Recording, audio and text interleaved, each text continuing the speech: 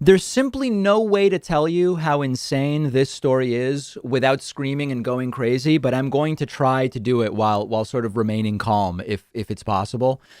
Donald Trump, the president of the United States, who lost the November election by a lot to Joe Biden and is scheduled to leave the White House in a month, had a meeting at the White House this weekend where he discussed with lawyers declaring martial law and forcibly seizing voting machines. See how calmly I said that?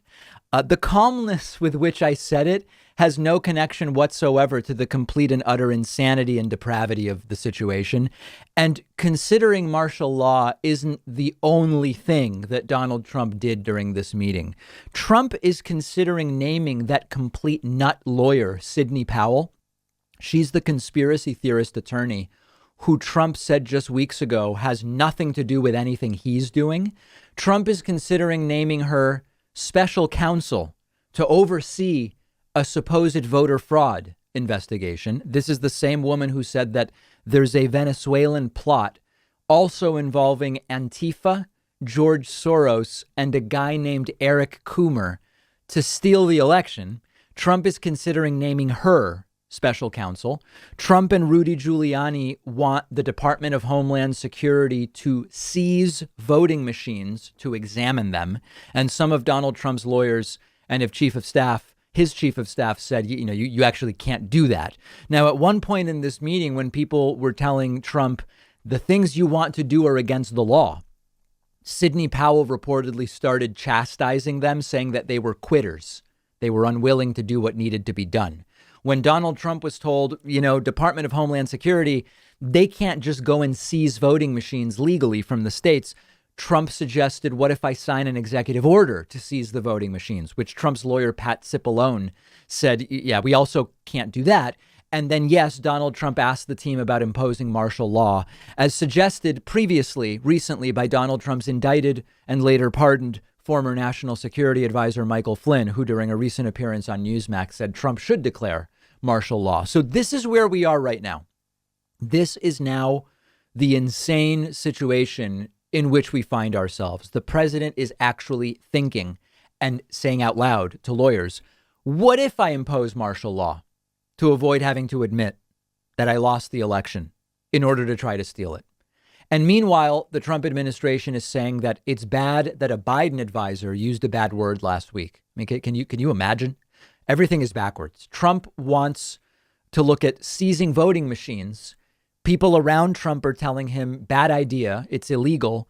And Trump considers naming the woman they recently said had nothing to do with them to oversee all of this. And you know what's really insane? When word of this and other harebrained plans previously have leaked, a bunch of Trump's followers react and they say, oh, this is too, they don't, instead of saying, wow, that's too far. I voted for Trump, but even this is too much. They react by saying, if Trump is thinking of doing this, it must be part of some brilliant plan, because Trump always has something up his sleeve. He must be playing 4D chess. Remember Benghazi and the 11 congressional hearings that were held to look at what crimes Hillary committed, which turned out to be none? There have been no hearings over Trump's complete mishandling of the pandemic, in which more than 300,000 Americans have died. And there is no discussion, at least right now, about, wait a second, if we had 11 hearings over Benghazi, shouldn't we be looking into what the president is doing, talking about martial law, seizing voting machines, and a special counsel to investigate non-existent voter fraud? That doesn't deserve an investigation. The last month that we have to go here, at this point, I guess it's 29, 30 days. This last month is not going to be calm and boring. It's going to be off the rails, outrageous. That's very clear. And on the tail end of this, remember, as Donald Trump is doing this, much of the populist left is talking about how AOC might not meet their progressive purity tests. That's what the left spent their weekend on, as Trump is talking about martial law in the Oval Office. So earlier in the show, we already talked about that. We'll follow up on that. And we will also keep an eye on what is happening in the Oval Office. Trump doesn't go out publicly. He's not been seen for, I don't even know, weeks now. But he's talking about this stuff in the Oval Office. We'll continue to follow it. One of our sponsors today is Lucy, and they are giving my audience 20% off. Lucy is a company founded by Caltech scientists with only one mission, which is to help people quit smoking and vaping by offering a clean, affordable nicotine alternative. Now, many of you know, you've heard the stories. I've known several people in my life who have struggled with quitting smoking. I've seen how difficult it can be. And nicotine alternatives can be hugely helpful. Lucy offers a nicotine gum in 3 flavors: wintergreen, cinnamon, and pomegranate. They also have lozenges, which come in cherry ice flavor.